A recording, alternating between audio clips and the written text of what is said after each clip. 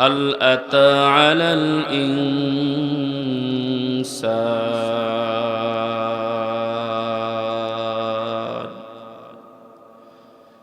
حين من الدهر لم يكن شيئا مذكورا আল্লাহ তাআলা বলেন নিশ্চয়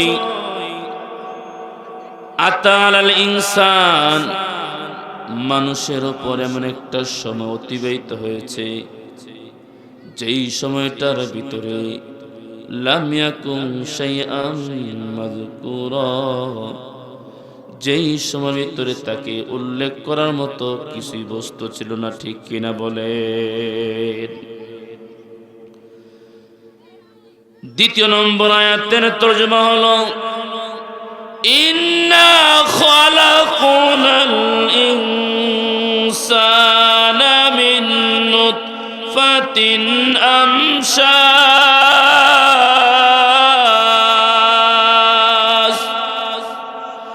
আল্লাহ তাআলা বলেন ইন্না খালাকনাল ইনসান নিশ্চয় আমি মানুষকে সৃষ্টি করেছি মিন নুতফাতিন আমশাজ মিশ্রণ শুক্রমণি থেকে আমি আল্লাহ মানুষকে সৃষ্টি করেছি।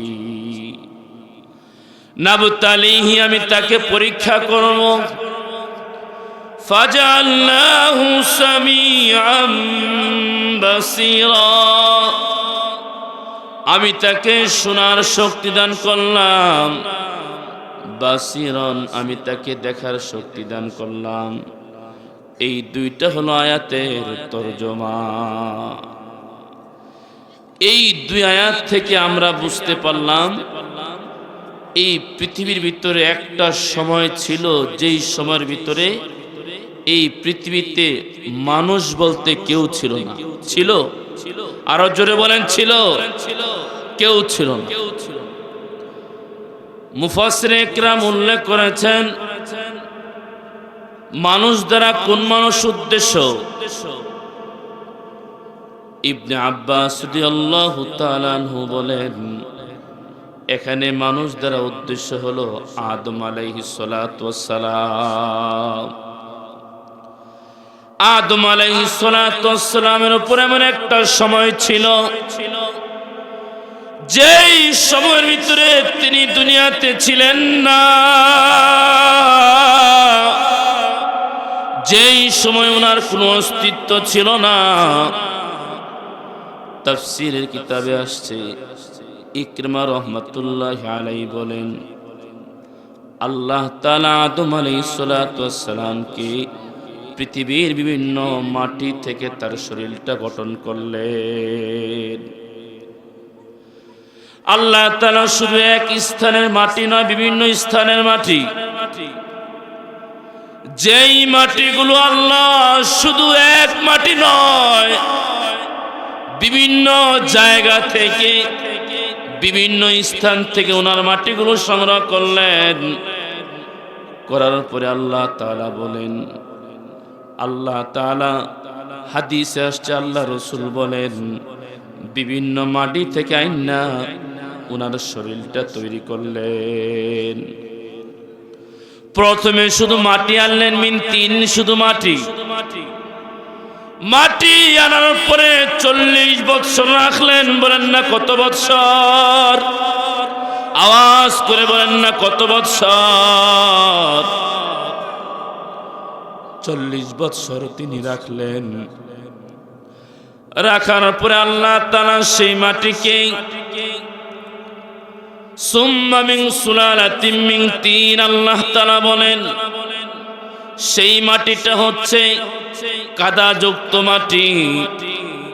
কাদাযুক্ত মাটিকে আল্লাহ তাআলা আরো 40 বছর রাখলেন।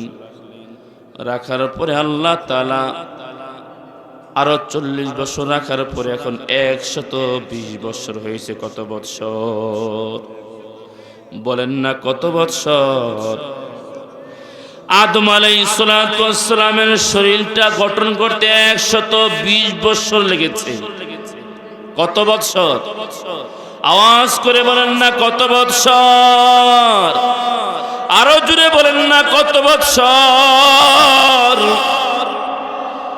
আল্লাহ নবী সাল্লাল্লাহু আলাইহি ওয়াসাল্লাম হাদিসে আসছে, ইবনে আব্বাস বলেন 120 বছর ওনার ছবিটা, ওনার আকৃতিটা আল্লাহ তাআলা দুনিয়ার উপর রেখেছেন। দুনিয়াতে রাখার পরে আল্লাহ তাআলা আদমের শরীরে রূহ দান করলেন। বলেন কি দান করলেন? রূহের মালিক কে? আরো জোরে বলেন কে মালিক? আরো জোরে বলেন না কে মালিক? এই জন্যই মক্কার লোকেরা মুহাম্মদকে জিজ্ঞাসা করে, মুহাম্মদ, দুনিয়ার সকল জিনিসগুলো গবেষণা করা যায়, গবেষণা করতে করতে মানুষ এখন মানুষের মতো রোবট মানুষ বানায়। আপনারা দেখেছেন ইউটিউবে রোবট মানুষ বানায়, মানুষের মতোই কথা বলে, মানুষের মতোই কাজ করে।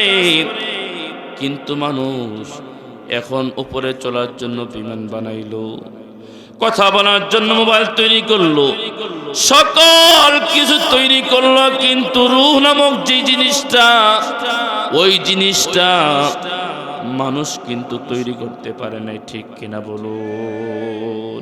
পেরেছে? কিয়ামত পর্যন্ত পারবে? বলেন পারবে?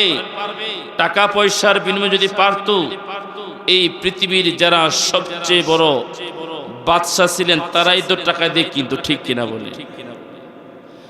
এজন্য তারা প্রশ্ন করে, ইয়াসআলুনাকা আনির রূহ, মক্কার লোকেরা আপনাকে জিজ্ঞাসা করে, হে নবী, রূহ নামক জিনিসটা কি? যেই জিনিসটা থাকলে মানুষ মৃত, যেই জিনিসটা থাকলে মানুষ জীবিত, আর যেই জিনিসটা না থাকলে মানুষ মৃত হয়ে যায়। আল্লাহ তা বলেন, আপনি বলে দেন, মিন আমরি রব্বি, রূহ হচ্ছে এটা আল্লাহ পাকের একটা আদেশ, আল্লাহ পাকের একটা সৃষ্টিজীব। আল্লাহ তাআলা যখন আদমকে সৃষ্টি করলেন, রূহ দান করলেন। হাদিসে আসছে, আল্লাহ রাসূল বলেন, কিয়ামতের ময়দানে মানুষ যখন আদমের কাছে যাবে, যাওয়ার পর আদমের প্রশংসা করবে, ইয়া আদম আনতা আবুন নাস, হে আদম, আপনি আমাদের প্রথম পিতা। বলেন না কোন পিতা?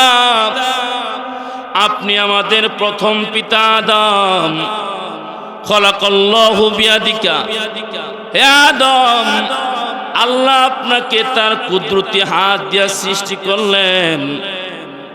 ওয়ানাফাখা ফীহি মির রূহিহি, শুধু তাই নয়, আল্লাহ নিজের কুদরতি শরীর থেকে আপনার শরীর রূহ দান করেছেন। তৃতীয় নম্বর আদমের বৈশিষ্ট্য, ওয়া আসজাদা লাকা মালাইকাতাহু, আল্লাহ তাআলা তার নূরের তৈরি ফেরেশতাকে আদেশ করলেন, হে ফেরেশতা, আদমকে সিজদা করো। কাকে সিজদা করো? বলেন না কাকে সিজদা করো? আল্লাহ তাআলা বলেন, ওয়া ইয কুলনা লিল মালাইকাতি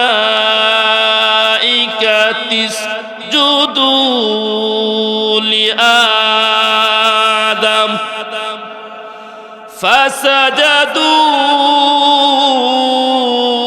ইল্লা ইবলিস।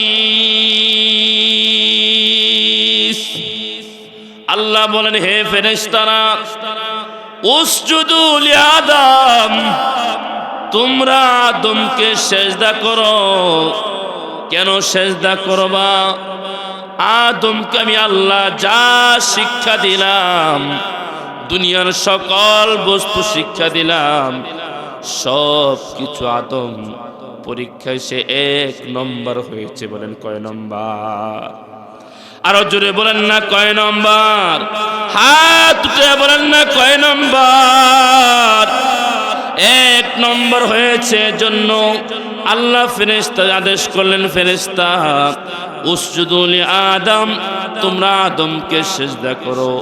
ফাসজাদু ইল্লা ইবলিস, সকল ফেরেশতারা সিজদা করলেন, ইবলিস ছাড়া। কে ছাড়া? আরো জোরে বলেন, কে ছাড়া?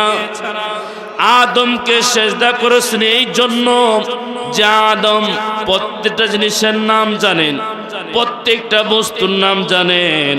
হাদিসে আসছেন, কতাদা রাহমাতুল্লাহ আলাইহি বলেন, হাত্তাল কসাতা ওয়াল কুসায়াতা ওয়াল ফুসাতা ওয়াল ফুসায়াতা, গরের যে পেয়ালাটা, গরের যে কুলাটা, গরের যে ডেক্সিটা, ওই নামটা পর্যন্ত আল্লাহ তাআলা আদমকে শিক্ষা দিলেন। বলেন সুবহানাল্লাহ। শিক্ষা দেওয়ার পরে এখন ফেরেশতারা সকলেই সিজদা করলো। ওই সিজদাটা আমাদের নামাজের সিজদার মতো নয়, সম্মান সূচক সিজদা, যেটা আদমের সময় বৈধ ছিল। আল্লাহ রাসূল বলেন, তোমাদের জন্য সম্মান সূচক জিনিসটা রাখলাম হলাম সালাম। বলেন না কি রাখলাম? আরো জোরে বলেন না কি রাখলাম? সালাম রাখলাম।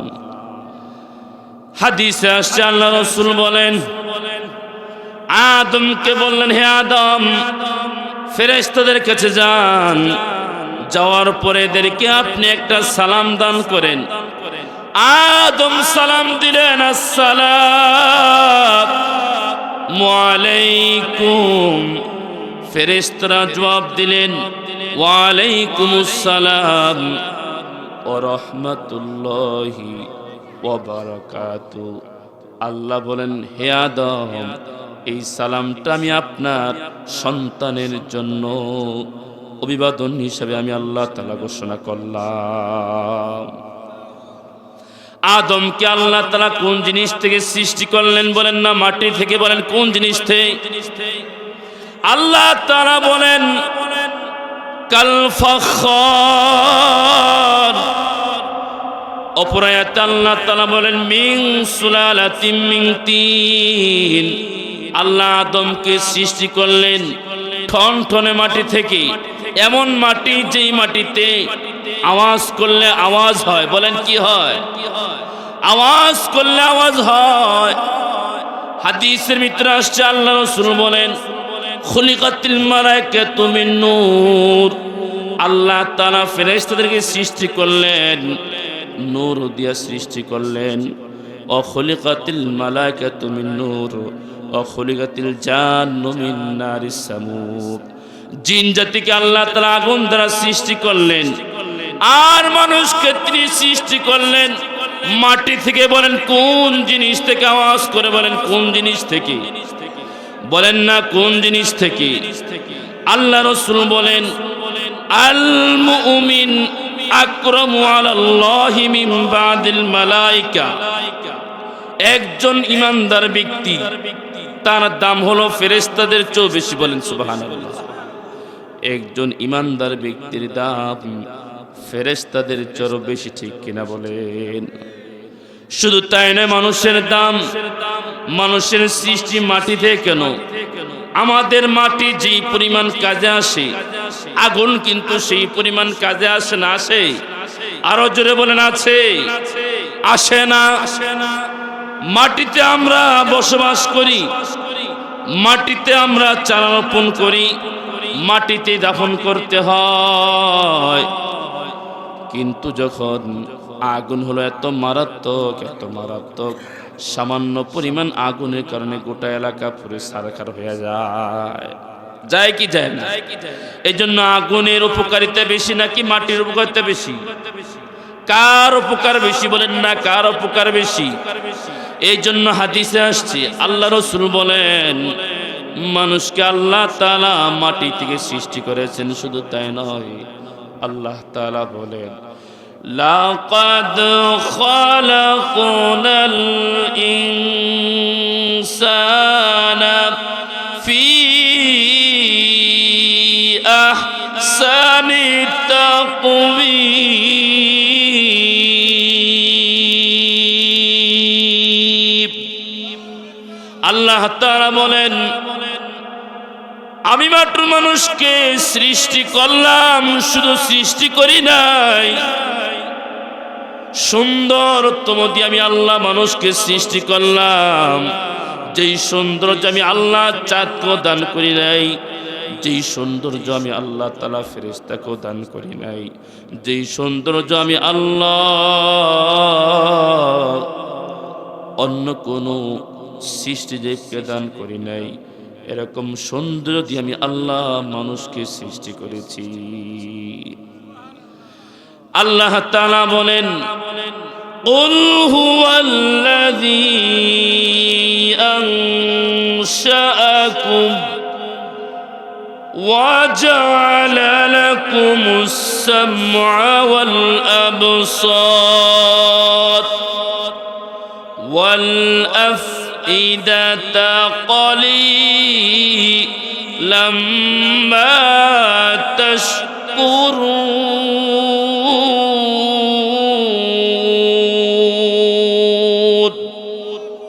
আল্লাহ বলেন, কুল হুয়াল্লাযী, এদেরকে আপনি জিজ্ঞাসা করেন, কে তোমাদেরকে কান সৃষ্টি করেছেন? আওয়াজ করে বলেন, কে সৃষ্টি করেছেন? কুল হুয়াল্লাযী আনশাকুম, আপনি বলেন তোমাদের শরীরটা কে সৃষ্টি করেছেন? ওয়া জাআলা লাকুমুস সামা, তিনি আল্লাহ যিনি তোমাদেরকে শোনার মতো শক্তি দান করেছেন, কান দান করেছেন, দেখার জন্য চক্ষু দান করেছেন, স্মৃতি শক্তি দান করেছেন, বোঝার জন্য বলেন কে দান করেছেন? আল্লাহ বলেন, তোমার হাত পা চক্ষু সব কিছু আমি আল্লাহ তাআলা দান করেছি, তোমার আব্বা আম্মু দান করে নাই। কলিলাম মা তাশকুরুন, কিন্তু তোমরা অল্প পরিমাণ শুকরগুজার করে থাকো, অল্প পরিমাণ শুকরগুজার করে থাকো। এই জন্য আদমকে আল্লাহ তাআলা কুদরতি হাত দিয়ে সৃষ্টি করেছেন। জালাসানা সুমিনা সাহাবী রাসূলুল্লাহি সাল্লাল্লাহু আলাইহি ওয়াসাল্লাম, আল্লাহ নবীর সাহাবাদের ভিতরে কিছু সাহাবায়ে কেরাম তারা আলাদা বসছে। বসার পরে বিভিন্ন নবীদেরকে নিয়ে তারা গুণগান গাইতেছে, গুণগান গাইতেছে। একজন বলল, ইন্নাল্লাহা আত্তাখাযা ইব্রাহিমা খলিলাল্লাহ, আল্লাহ ইব্রাহিমকে খলিল বানালেন, দোস্ত বানালেন। ওয়া আদম সফিয়াল্লাহ, আদমকে আল্লাহ তাআলা তার একনিষ্ঠ বন্ধু বানালেন। ওয়া ঈসা রূহুল্লাহ, আল্লাহ ঈসাকে এমন শক্তি দান করলেন যে ঈসা যখন মৃত ব্যক্তির কাছে গিয়ে বলতো, কুম বিইজনিল্লাহ, তুমি আল্লাহর হুকুমে দাঁড়িয়ে যাও, মৃত মানুষটা আল্লাহর হুকুমে দাঁড়িয়ে যাইত। ও মূসা কাল্লামাহু তাকলিমা, আল্লাহ মূসাকে এত বড় নিয়ামত দান করেছেন, তুর পাহাড়ে গিয়া ডাইরেক্ট আল্লাহর সাথে কথা বলতো। আমাদের নবী মুহাম্মদকে কি দান করেছেন? আদমকে সফিউল্লাহ বানালেন, ইব্রাহিমকে খলিলুল্লাহ বানালেন, মূসাকে কালিমুল্লাহ বানালেন, ঈসাকে রূহুল্লাহ বানালেন। আর আমাদের নবীকে তিনি কি বানালেন?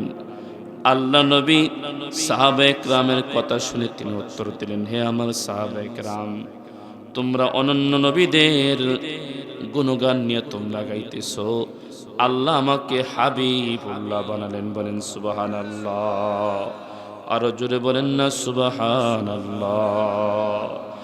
আমাকে আল্লাহ তাআলা বলেছেন হাবিবুল্লাহ, বলেন না সবাই হাবিবুল্লাহ।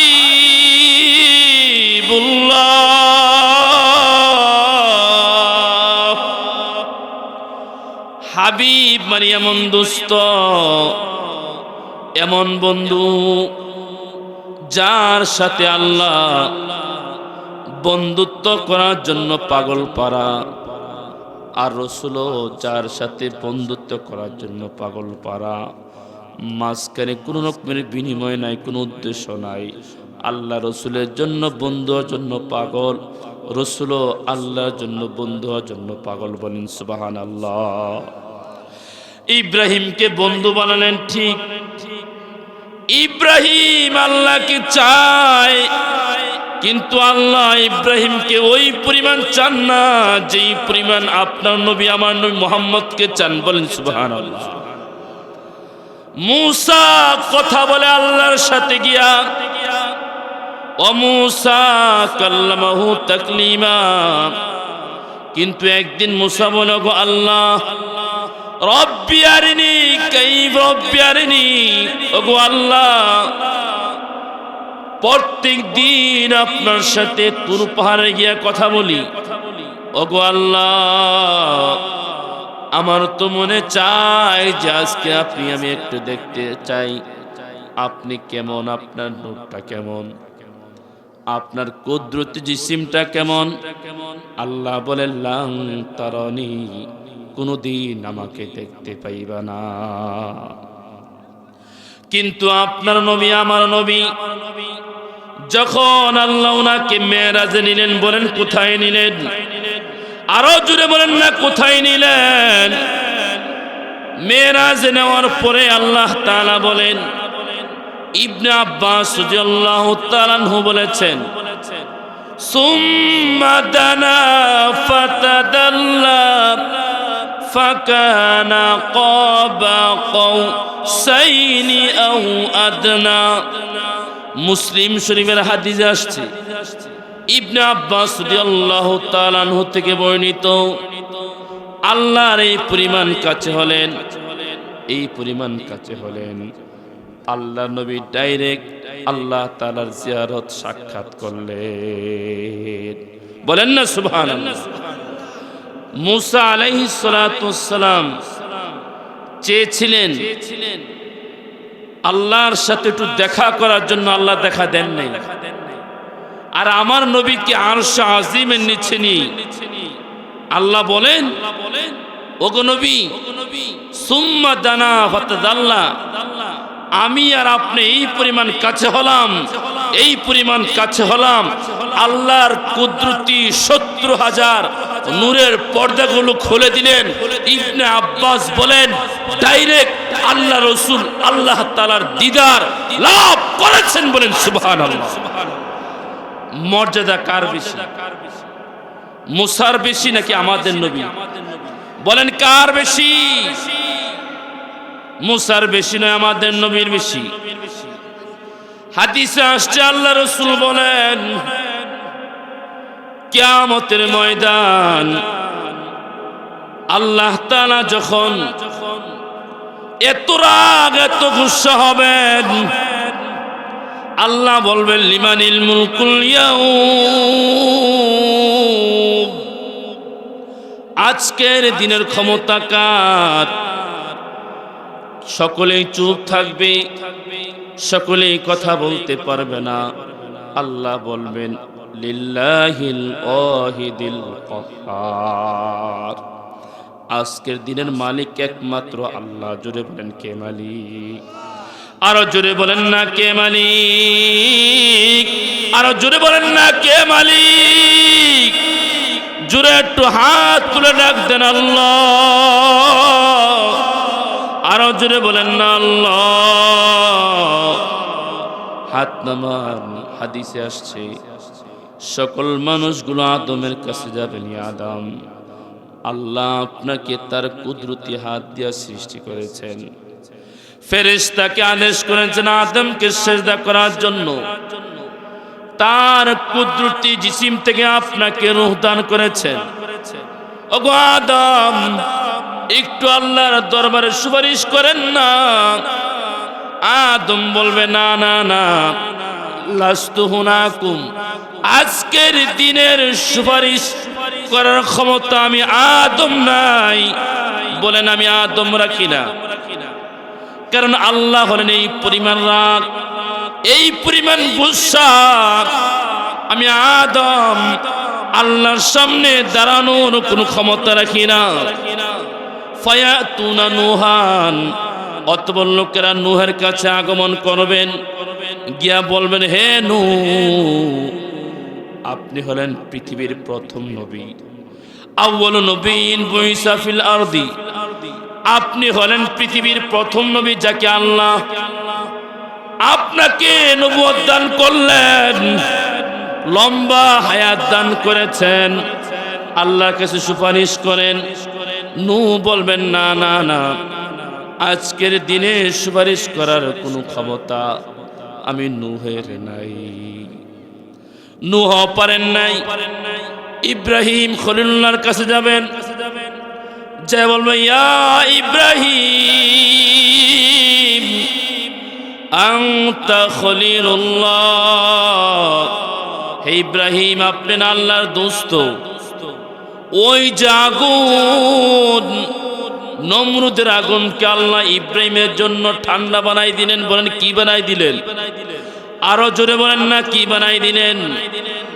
আগুনে নিক্ষেপ করার পর আল্লাহ বলেন ইয়া নারু কুনি বারদাও ওয়া সালামান আলা ইব্রাহিম, হে আগুন তুমি ইব্রাহিমের জন্য এত ঠান্ডা হয়েও না, যেই ঠান্ডা তার জন্য কষ্টকর হয়। এত গরম হয়েও না, যেই গরমটা তার জন্য কষ্টকর হয়। তুমি এত নরম শীতল হয়ে যাও।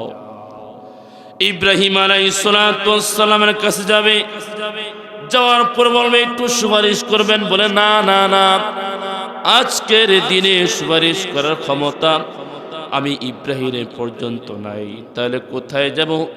যাও যাও মূসা কালিমুল্লাহর কাছে যাও, গিয়ে ডাক দিও আনতা মূসা কালিমুল্লাহ, এ মূসা ওই যে তুর পাহাড়, যেই পাহাড়ে আপনি লম্বা টাইম আল্লাহর সাথে কথা বলতেন। বলেন না কি বলতেন? আল্লাহর সাথে লম্বা টাইম কথা বলতেন। ওগো মূসা আল্লাহর কাছে একটু দোয়া করেন না। মূসা বলবে লাস্তু হুনাকুম, আজকের যে আল্লাহ তাআলার ক্রোধ আর গুসা, আল্লাহর সামনে দাঁড়ানোর কথা বলার যোগ্যতা আমি মূসার নাই। সুম্মা ইয়াতুনা ঈসা, ঈসার কাছে আগমন করবেন, গিয়ে বলবে ঈসা আনতা রূহুল্লাহ, আপনি আল্লাহ তাআলার রূহ, আপনার আব্বু নাই, আব্বু ছাড়া আল্লাহ আপনাকে দুনিয়াতে সৃষ্টি করেছেন। হে ঈসা, মৃত মানুষকে আপনি বললেই মৃত মানুষটা জীবিত হয়ে যাইত। শুধু তাই নয়, একজন শ্বেতরোগওয়ালা যখন ঈসা তার শরীরে হাত বুলাই দিতেন, তার শরীরের চামড়াটা ভালো হয়ে যাইত। একজনের জন্ম থেকে চুল ওঠে না, টাকওয়ালা ঈসা যখন তার মাথায় হাত বুলাইতেন, সাথে সাথে তার চুল উঠে যাইত। এরকম ক্ষমতাওয়ালা পাওয়ারওয়ালা ছিলেন। ঈসাকে বলবেন আপনি একটু আল্লাহর কাছে সুপারিশ করেন না। ঈসা বলবেন লাস্তু হুনাকুম, আজকের দিনের কঠিন মুহূর্তে আমি ঈসা আল্লাহর দরবারে কোনো সুপারিশ করতে পারবো না। সকল মানুষগুলো হতাশ, কেউ সুপারিশ করে না। আল্লাহ এত গুসা, এত গুসা। বলবে একজন নবী আছেন যে জীবনে কোনোদিন আল্লাহর কাছে কোনো কিছু চান নাই, সকল চাওয়া পাওয়া তিনি শেষ নবীর উম্মতের জন্য রেখেছেন। বলেন সুবহানাল্লাহ। সকলে যে মুহাম্মদের কাছে গিয়া বলবো ইয়া মুহাম্মদ, বলেন না আল্লাহু আকবার। ইয়া হাবিবাল্লাহ,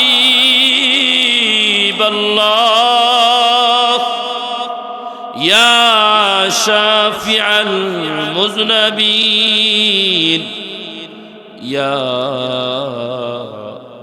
রাহমাতাল লিল আলামিন। ওগো আল্লাহ, নবী আদম থেকে নিয়ে ঈসা পর্যন্ত কেউ সুপারিশ করে নাই।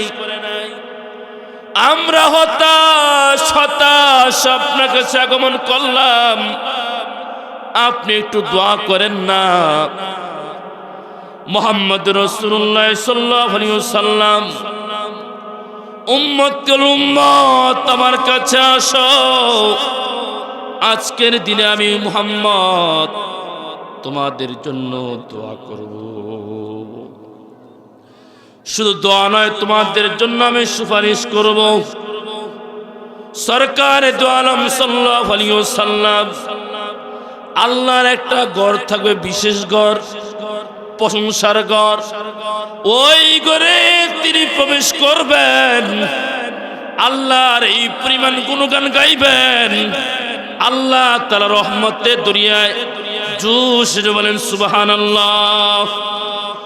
আল্লাহ বলবেন, ইয়া মুহাম্মদ ইরফা রাসাক, হে মুহাম্মদ মাথা উঠান, মাথা উঠান। ইশফা তুশাফা, আপনি সুপারিশ করেন, আমি আল্লাহ আপনার সুপারিশকে কবুল করব। মুসলিম শরীফে আসছে, আল্লাহ রসুল বলেন, আমি আমার আখিরি উম্মতের জন্য সকল দাবিগুলো আমি রেখে দিলাম, সকল দাবিগুলো আমি আমার উম্মতের জন্য রেখে দিলাম। উম্মতকে আল্লাহ তাআলা মাফ করে দিবেন, মাফ করে দিবেন, মাফ করে দিবেন। আল্লাহ রসুল বারবার যাবেন, আল্লাহ রসুল বলবেন, যে উম্মত একবার আমি রসুলকে বলেছে লা ইলাহা ইল্লাল্লাহু মুহাম্মাদুর রাসূলুল্লাহ, আমি রসুল অবশ্যই তাকে সুপারিশ করব। এই জন্য আদমের দাম বেশি নাকি আমার রসুলের দাম বেশি? আরো জোরে বলেন, কার দাম বেশি? আরো হাত তুলে বলেন না, কার দাম বেশি? আমাদের রসুলের দাম বেশি। শুধু তাই নয়, জিব্রাইল প্রশ্ন করলেন, ইয়া রাসূলুল্লাহ, ইয়া হাবিবাল্লাহ, আপনি কখন থেকে নবী ছিলেন? আল্লাহ নবী বলেন, আদম বাইনার রূহি ওয়াল জাসাদি কুনতু নবিয়ান ওয়ালা আদম বাইনার রূহি ওয়াল জাসাদ। যখন আল্লাহ তাআলা আদমের শরীর তৈরি করলেন, রূহ দান করবেন, তখন থেকেই আমি মুহাম্মদ সাল্লাল্লাহু আলাইহি সাল্লাম নবী ছিলাম। আদম মাটির শরীর তৈরিকৃত, আল্লাহ যখন উনাকে রূহ দান করলেন, তখন থেকেই আমি মুহাম্মদ সাল্লাল্লাহু আলাইহি সাল্লাম নবী ছিলাম। বলেন না সুবহানাল্লাহ। এই জন্য আল্লাহ তাআলা বলেন, হাল আতাল ইনসান, আদমের নিকট একটা সময় ছিল, যেই সময় তাকে উল্লেখ করার মতো কিছুই ছিল না। ছিল? বলেন ছিল? ছিল না। আল্লাহ তাআলা বলেন, ইন্না খলাকনাল ইনসানা মিন নুতফাতিন আমশাস, নিশ্চয়ই মানুষকে আমি সৃষ্টি করলাম। আদমের পরে যারা আসছে সকল মানুষকে আমি সৃষ্টি করেছি মিন নুতফাতিন আমশাস, মিশ্রণকৃত নুতফা থেকে, শুক্রমণি থেকে, স্বামী স্ত্রীর শুক্রমণি থেকে আল্লাহ তাআলা মানুষকে সৃষ্টি করেছে। বলেন, কাদেরকে সৃষ্টি করেছে? আদমের কোনো আব্বু আম্মু ছিল না, ডাইরেক্ট আল্লাহ সৃষ্টি করেছে। হাওয়া আলাইহিস সালাতু ওয়াস সালামের কোনো আব্বু আম্মু ছিল না, বাম পাজর থেকে আল্লাহ ডাইরেক্ট সৃষ্টি করেছে। তৃতীয় নম্বর, আল্লাহ বলেন, এছাড়া পৃথিবীতে যত মানুষগুলো আগমন করেছেন, প্রত্যেকটা মানুষকে আল্লাহ স্বামী স্ত্রীর শুক্রমণি থেকে সৃষ্টি করেছে। কিসের থেকে? বলেন না, কিসের থেকে? নাপাক এক ফোঁটা পানি থেকে প্রত্যেকটা মানুষকে আল্লাহ তাআলা সৃষ্টি করেছে। নাবতালিহি, আমি তাকে পরীক্ষা করব। আল্লাহ বলেন, ইয়াহাবু লিমান ইয়াশাউ ইনাসা, আল্লাহ যাকে চান কন্যা সন্তান দান করেন। দান করেন কি করেন না? আরো জোরে বলেন, করেন কি করেন না? একজনের 4টা মেয়ে, 5ম নম্বর সে ভাবে হয়তো আল্লাহ আমাকে একটা ছেলে দিবে, এই জন্য সে আরেকটা সন্তান নেই। দেখা গেল ৫ নম্বর সন্তানটাও তার মেয়ে হয়েছে, ৬ষ্ঠ নম্বর এটাই লাস্ট, আর কোনো ছেলে সন্তান নিবে না। অনেক কান্নাকাটি, অনেক দোয়া, অনেক ফরিয়াদ করে, কিন্তু ৬ষ্ঠ নম্বর যে সন্তানটা হয়, দেখা গেছে সেই সন্তানটাও কি হয়, মেয়ে হয়। কে হয়? এই মেয়ে সন্তান কে দান করে? আবার দেখা গেছে আল্লাহ তাআলা বলেন, ইলিয়াহাবু লিমান ইয়াশাউ যুকুরা, যাকে চান আল্লাহ তাকে ছেলে সন্তান দান করেন। একজনের ছেলে হলো 4টা, বলেন কয়টা? আরো জোরে বলেন না কয়টা? ৫ নম্বর নিয়ত করেছে যদি আল্লাহ একটা মেয়ে দেয়, তাহলে মসজিদে আমি খতম কোরআন শরীফ খতম করা। যদি একটা মেয়ে দেয়, তাহলে মসজিদে আমি অমুক জিনিসটা দিব। দেখা গেল যে ৫ নম্বরটা ছেলে হয়। আছে কি আছে না? এই ছেলে মেয়ে দেওয়ার মালিক কি? মানুষ বানাইতে পারে, বলেন পারে? আবার স্বামীও সুস্থ, স্ত্রীও সুস্থ, সন্তান নাই, স্ত্রী হচ্ছে বন্দা। এই বন্দা কে করেন? বলেন না কে করেন? আল্লাহ বলেন, ওয়াজআলু মাইয়াশাউ আকিমা, যাকে চান আল্লাহ তাআলা বন্দা বানান। জাকারিয়া আলাইহিস সালাতু ওয়াস সালাম, উনার স্ত্রী বন্দা ছিল, মানে সন্তান আর হবে না। এখন যৌবন পাড়ি দিলেন, সন্তান হয়নি, বয়স্ক পৌঁছে গেলেন, উনার দিলে তামান্না আসছে, আল্লাহ এই অবস্থায় যদি তুমি আমাকে একটা সন্তান দান করতে। যে অবস্থায় সন্তান হয় না, আল্লাহ তাআলা পারে কি পারে না? আল্লাহ বলেন, যাও আমি তোমাকে বয়স্ক অবস্থায়, যে অবস্থায় সন্তান হয় না, অবস্থায় তোমাকে আমি একটা সন্তান দান করব। তার নাম ছিল ইয়াহইয়া আলাইহিস সালাতু ওয়াস সালাম। মারিয়াম আলাইহিস সালাতু ওয়াস সালামের আম্মা, তিনি মান্নত করলেন, আল্লাহ একদিন রাস্তা দিয়ে চলতেছেন, দেখলেন যে একটা পাখি তার বাচ্চাদেরকে আদর করতেছে। মারিয়াম আলাইহিস সালাতু ওয়াস সালামের আম্মু, ইমরানের স্ত্রী, ওনার স্বামী ছিলেন মসজিদের ইমাম, বাইতুল মুকদ্দাসের ইমাম, দেখতেছেন একটা পাখি তার বাচ্চাদেরকে আদর করতেছে। দেখার পরে সন্তান তো নেই, ছেলেও নেই, মেয়েও নেই, কিছুই নেই। দিলের ভিতরে জাগছে, আয় আল্লাহ যদি আমাকে একটা সন্তান দান করতা, তাহলে কি করতাম? বাইতুল মুকদ্দাসের খাদেম বানাইতাম। বলেন কি বানাইতাম? আরো জোরে বলেন না কি বানাইতাম? খাদেম বানাইতাম। তিনি দোয়া করলেন, আল্লাহ রব্বি ইন্নী নাযারতু লাকা মা ফি বাতনি মুহাররারা, আয় আল্লাহ আমার পেটে যে সন্তান আছে, ওই সন্তানটা আমি মান্নত করলাম বাইতুল মুকদ্দাসের খাদেম বানাবো। তিনি মনে মনে ভেবেছিলেন হয়তো আল্লাহ ওনাকে একটা ছেলে সন্তান দান করবে, কারণ মেয়েরা তো কোনোদিন বাইতুল মুকদ্দাসের খাদেমা হতে পারে না। পারে? বলেন পারে? পারে না। রব্বি ইন্নী নাযারতু লাকা মা ফি বাতনি মুহাররান ফাতাকাব্বাল মিন্নী ইন্নাকা আনতাস সামিউল আলীম।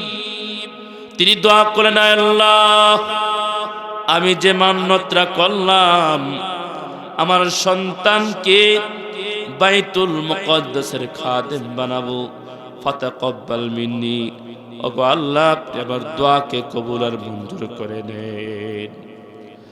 আল্লাহ দোয়া কবুল করলেন। তিনি গর্ভবতী হলেন, হওয়ার পরে সন্তান প্রসব করলেন। দেখেন সন্তান হয়েছে কন্যা সন্তান, চেয়েছিলেন ছেলে সন্তান, হয়েছে কন্যা সন্তান, চেয়েছিলেন ছেলে, হয়েছে উল্টা। এখন তিনি আল্লাহর কাছে ফরিয়াদ করেন, আয় আল্লাহ, আমি চেয়েছিলাম একটা ছেলে সন্তান, কিন্তু তুমি আমাকে দিয়েছ একটা কন্যা সন্তান। আল্লাহ তাআলা বলেন, লাইসা যাকারু কাল উনসা। হে মারিয়মের আম্মা, পুরুষ আর মহিলা কোনদিন বরাবর নয়, ঠিক। তবে এই যে কন্যা সন্তান তোমাকে দান করলাম, এই কন্যা কোনো সাধারণ কোনো কন্যা নয়।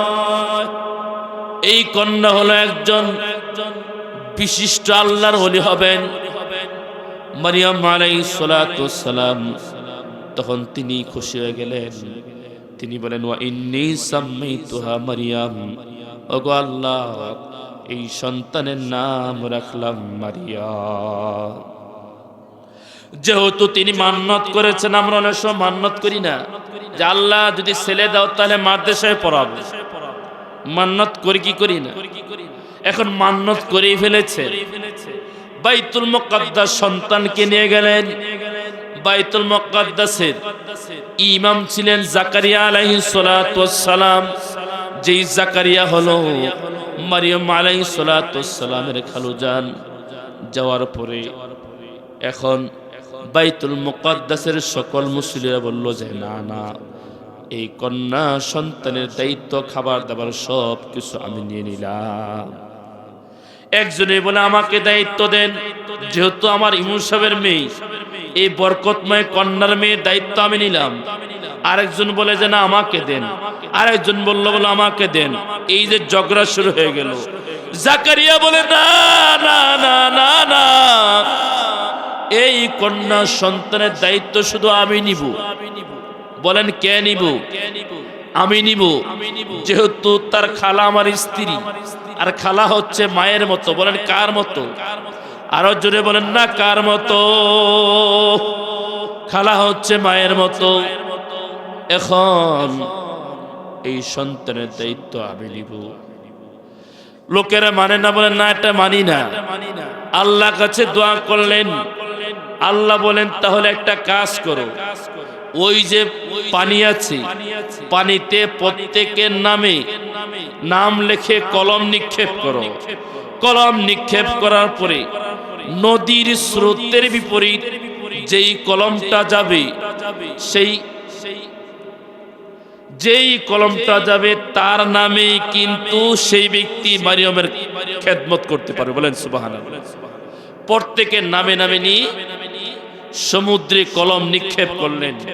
নিক্ষেপ করার পরে নদী স্রোতের উল্টা দিয়ে শুধু একটি কলম, জাকারিয়া আলাইহিস সালাতু ওয়াস সালামের কলম উল্টা দিয়ে যাইতে লাগলো। সকলের কলমগুলো নদীর স্রোত যাইতে লাগলো।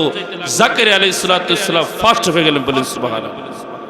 উনার জন্য বাইতুল মুকাদ্দাসের পাশে একটা রুম করে দিলেন। মারিয়াম আলাইহিস সালাতু ওয়াস সালাম সেখানে তিনি আমল করেন, ইবাদত করেন।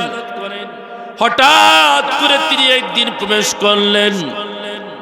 দেখার পরে তিনি দেখলেন গরমকালে শীতকালের ফল, শীতকালে গরমকালের ফল। এখন জাকারিয়া প্রশ্ন করলেন, হে মারিয়াম, আমি তো তোমাকে কোন রকমের ফল দেই নাই, কোন রকমের ফল তোমাকে দেই নাই, বাজারও এই ফল নাই। এত সুন্দর, এত টাটকা ফল কোথায় থেকে তুমি পাইলা? এখন মারিয়াম বলে, কে দান করেছেন? বলেন, কে দান করেছেন? আরো জোরে বলেন, কে দান করেছেন? এই জন্য মারিয়াম বলে, আল্লাহ এই দুনিয়ার জীবনে তিনি আমাকে জান্নাতি ফল উপস্থাপনা করেছেন। হাদিসে আসছে, আল্লাহ রাসূল বলেন, মানুষ যখন ইন্তেকাল করেন, ইন্তেকাল করার সময় পুরুষের জন্য 3টা কাপড়, মহিলাদের জন্য 5টা কাপড় ছাড়া আর কিছুই নাই। বলেন, আছে? আরো জোরে বলেন, আছে? স্ত্রীও কাছে যাবে না, সন্তানও কাছে যায় না, আব্বু আম্মু কেউ যায় না। যখন কবরে রাখা হয়, আল্লাহ রাসূল বলেন, ইয়ারজু আনহু আহলুহু, সে কবরে থাকে আর তার পরিবার পরিজন সকলেই ফিরে আসে। সে কবরে থাকে, সকলেই ফিরে আসে, আর কোনো খবর নেয় না। আল্লাহ রাসূল বলেন, যদি কোনো ব্যক্তি তার আব্বুর জন্য আম্মুর জন্য যদি কিছু নেক পাঠায়, সাহাবায়ে কেরাম বলেন নেক পাঠানোর মাধ্যম হলো সদকায়ে জারিয়া। আল্লাহ রাসূল বলেন, যারা মসজিদকে মহব্বত করে, মসজিদে দান খয়রাত করে, কিয়ামতের দিন এই মসজিদের জবানটা আল্লাহ তাআলা খুলিয়ে দিবেন। মসজিদ আল্লাহর কাছে ফরিয়াদ করবে, আল্লাহ, বলেন না আল্লাহ, আয় আল্লাহ, আমি তো খালি ঘর ছিলাম, আমার এখানে কেউ আসতো না, আপনার এই বান্দা মসজিদে একটা ফ্যান দান করেছিল, মসজিদে 10,000 টাকা দান করেছিল, আল্লাহ মসজিদে 5,000 টাকা দান করেছিল। মসজিদ ডাক দিয়ে বলল, আল্লাহ এই দানকারীকে জাহান্নামের আগুনে জ্বালায়ো না, এই জন্য আমি আপনাদের কাছে চাই। আল্লাহ রাসূল বলেন, হাসরের ময়দানে, কিয়ামতের ময়দানে আরশ আজিমের নিচে আল্লাহ তাআলা এমন কতিপয় বান্দাদেরকে ছায়া প্রদান করবেন যারা ডান হাতে দান করত, বাম হাতে কোনোদিন জানতো না। আমাদের এলাকায় অনেক কবরস্থান আছে কি আছে না? আরো জোরে বলেন, আছে কি আছে না? কত নেতা কবরে শায়িত আছে কি আছে না? কত জমিদার আছে কি আছে না? জমিদারের সব কিছু জমিনের উপরে, আর জমিদার ব্যক্তিটা এখন মাটির নিচে, জমিদারের কিছুই নাই, কিছুই নাই। এই জন্য আমি একজন ব্যক্তি চাই, অত্র মসজিদের জন্য কে আছেন হুজুর, 20,000 টাকা দিয়ে আমি আব্বার জন্য একটু শাফাআত করতে চাই, আব্বার জন্য একটু ক্ষমা প্রার্থনা করতে চাই। একটু বলেন যে কে আছেন? এত বড় মজলিসের ভিতরে আমার আব্বু নাই, আম্মু নাই, আব্বুর এত জমিন, আম্মুর এত জমিন, যেই জমিনের উপর আমার বাড়ি, যেই জমিনের উপর আমি হাল চাষ করতেছি, ওনাদের রেখে যাওয়া সম্পদ আমি খাইতেছি, ওনারা এখন কবরে আছে। আল্লাহ রাসূল বলেন, কবরকে এত সংকীর্ণ করে দেওয়া হয়, এত সংকীর্ণ করে দেওয়া হয়, কবর এমন জোরে চাপ দেয়, যেই চাপের কারণে তার হাড়গুলো চুরমার ভেঙে চুরমার হয়ে যায়। আল্লাহ রাসূল বলেন, তবে হ্যাঁ, সন্তান যখন দান করেন, দান করে দেওয়ার পরে আল্লাহ তাআলা কবরকে পরিমাণ বিস্তৃত করেন, তার চোখের দৃষ্টি যেখানে যায় আল্লাহ তাআলা তার কবরকে পরিমাণ বড় করে দেন। কে আছেন যে আমার আব্বু আম্মুর নামে একটা মসজিদের জন্য, দুনিয়ার কিছুর জন্য নয়, আমি 20,000 টাকা লেখাইছি, একটু দোয়া করে দিবেন ইনশাআল্লাহ। একজন বলেন না কে আছেন? একজন ব্যক্তি চাই যে হুজুর আমার আব্বুর জন্য, আমার আম্মুর জন্য, আব্বুর জন্য 10,000, আম্মুর জন্য 10,000 টাকা লেখাইলাম, আর নূর জামে মসজিদের জন্য আমিও একদিন থাকবো না এই পৃথিবীর উপর, আপনিও থাকবেন না, কেউ থাকবে নাকি বলেন? থাকবে? কেউ থাকবে নাকি বলেন? থাকবে। পৃথিবীর উপরে কেউ ছিল, কেউ থাকবে, এই জমিদারি থাকবে, বাড়ি গাড়ি থাকবে, কিছুই থাকবে না, শুধুই থাকবে আপনার আমল। বলেন কি থাকবে? আমল। এই জন্য আমার হাতে কে আছেন যে হুজুর আপনার হাতে, এই হাত দিয়ে আমি এখন ছাত্রদেরকে হাদিস পড়াইলাম, কোরআন শরীফ সবক দিয়ে আসলাম, কে আছেন যে 20,000 টাকা আমি জিতু বলে ফেলেছি? একজন কে আছেন? একজন আল্লাহর ওলি চাই যে বাপ মার আশেক, বাপ মার ভক্ত, আমি তো অনেককেই চিনি, যে একজন ব্যক্তি চাই যে ব্যক্তি আব্বু আম্মুর জন্য, আব্বু আম্মুর রুহের মাগফিরাতে, যে ব্যক্তি 20,000 টাকা, আব্বুর জন্য 10,000, মায়ের জন্য 10,000, অথবা আব্বু নেই শুধু আব্বুর জন্য কে আছেন? প্রথম যে ব্যক্তি প্রথম লেখাবেন আব্বুর জন্য হুজুর 10,000 টাকা। একটু দোয়া করে দিব ইনশাআল্লাহ, আমাদের প্রধান বক্তা দোয়া করে দিবেন। আল্লাহ তাআলা আপনার আব্বুর কবরকে জান্নাতের টুকরা বানান, বলেন সুবহানাল্লাহ। কে আছেন একজন ব্যক্তি একটু হাত তোলেন, অত্র মহল্লাবাসী যারা আছেন, যে আমার আব্বুর জন্য 10,000 টাকা হুজুর লেখাইলাম। বলেন তো, বলেন জোরে জোরে বলেন ইনশাআল্লাহ। একজন ব্যক্তি লেখেন, যিনি প্রথম লেখাইবেন, ওনার পরে বাকি যারা লেখাইবেন সকলেই সব পাবেন ইনশাআল্লাহ। কেউ উঠবেন না ইনশাআল্লাহ, কেউ উঠবেন না। একটু লেখান, বলেন না জিকির করি লা ইলাহা ইল্লাল্লাহ লা।